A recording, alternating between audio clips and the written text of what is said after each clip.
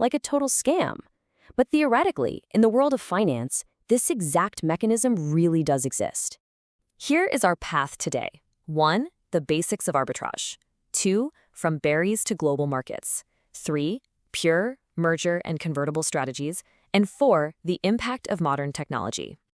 Section 1. The basics of arbitrage. Let's completely peel back all that intimidating Wall Street jargon for a second and just look at the core mechanics here.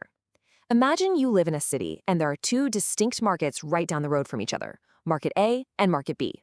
Now, in Market A, you notice the shops are selling berries for $30 a kilogram. But just down the street in Market B, shops are selling those exact same berries for $40 a kilogram. So why the difference? Well, it's just imperfect information. The buyers over in Market B simply don't know they could take a quick walk down to Market A and get a way better deal. So as a smart business person, you realize, hey, I can just buy the berries for $30 in Market A, walk down the street, and immediately sell them for $40 in Market B. Bam! You just made a $10 profit per kilogram and you took on zero market risk. And that brings us right to our formal definition. Arbitrage is the process of simultaneously purchasing and selling assets in multiple markets to take advantage of price differences and generate profits. So the absolutely crucial point to remember here is that word simultaneously. That is literally the key to this entire concept. You aren't buying an asset, sitting on it, and just hoping the price goes up tomorrow. By buying and selling in the exact same millisecond, you eliminate your market exposure entirely. Section 2. From berries to global markets.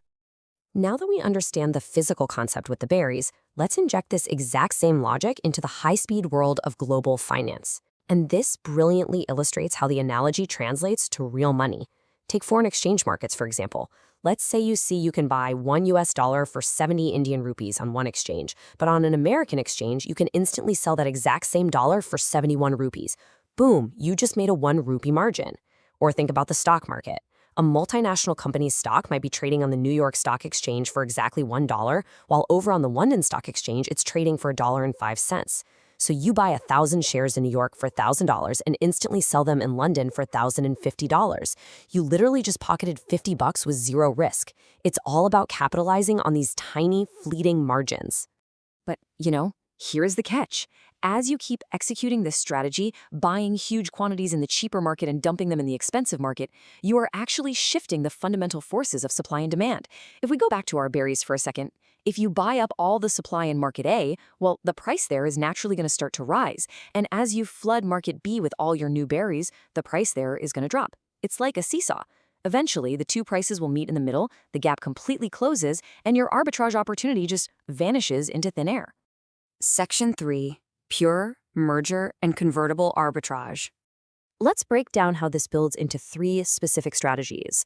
First up, we have pure arbitrage. Now, this is exactly what we've been talking about so far. It's the classic textbook definition. You buy an asset in one market, you sell it in another. This is the only type of arbitrage that theoretically carries absolutely no associated risk. This happens when the prices of an asset traded across multiple markets, like those New York and London stock exchanges we mentioned, just temporarily fall out of sync. Next up is merger arbitrage. Now, this is often called risk arbitrage, which is kind of funny because, despite the name, it actually isn't truly risk-free. In its most basic form, you're dealing with 2 publicly traded companies that are in the process of merging. You purchase shares of the target company at a discounted price, totally speculating that you are going to profit once that acquisition officially goes through. Let's actually look at how this plays out with a quick story. Step 1. An investor named Tom hears some news that Company X might be acquired by Company Y. Step 2. Tom firmly believes Company X's trading price is going to jump up after the acquisition, so he goes ahead and buys shares of Company X right now. Step 3. Tom just waits. He's hoping to generate a nice profit from the difference between today's price and that future post-takeover price. But remember how we called this risk arbitrage? Yeah, there's a reason for that. Takeover deals can and absolutely do break apart. If the deal falls through, Company X's trading price is probably going to plummet on the bad news, and Tom is going to take a really heavy loss, so it's heavily speculative. Finally, we have convertible arbitrage. This strategy deals specifically with convertible bonds. Basically, think of these as corporate IOUs that pay you regular interest, but with a massive twist. You can later swap that debt for actual shares of the company, and usually at a discount. So investors using this strategy are seeking to take advantage of the pricing inefficiencies between that bond's conversion rate and the actual current price of the company's shares on the open market. To actually pull this off, investors have to balance two stances simultaneously. They take a long position, which means buying the convertible bond, and a short position, meaning borrowing and selling the underlying stock.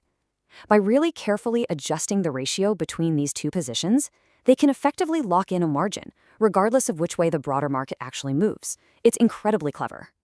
Section 4. The impact of modern technology. All right, we've covered the theories and the strategies, but we really need a reality check here because the world we live in today looks very, very different from the finance textbooks. Now, what's really interesting about this is the harsh reality of it all. As incredible as pure arbitrage sounds, modern technology has practically destroyed these easy, risk-free opportunities for the everyday human trader. The era of the riskless profit is, for all intents and purposes, dead. You see, the advancement of technology has led to these incredibly sophisticated automated trading systems. Wall Street right now is totally dominated by computer programs and algorithms. These systems relentlessly monitor similar financial instruments for the absolute most minute price fluctuations across global markets. Because these computers operate at literal light speed, inefficient pricing setups are detected rapidly. The algorithms execute the buy and sell orders so insanely fast that the price difference and the arbitrage opportunity right along with it is eliminated almost instantly. I mean, before a human being could even physically click a mouse, the gap is completely gone. Which really leaves us with this final, absolutely crucial question. In a world of instantaneous algorithms and ultra-high-frequency trading, does true risk-free profit still exist for the everyday investor? Or has arbitrage simply evolved into this highly speculative game of speed and pure computing power? It's a truly fascinating shift in how our global markets operate, transforming a simple, old-school strategy of just buying berries down the street into a relentless, digitized arms race. Thank you so much for joining me on this explainer today.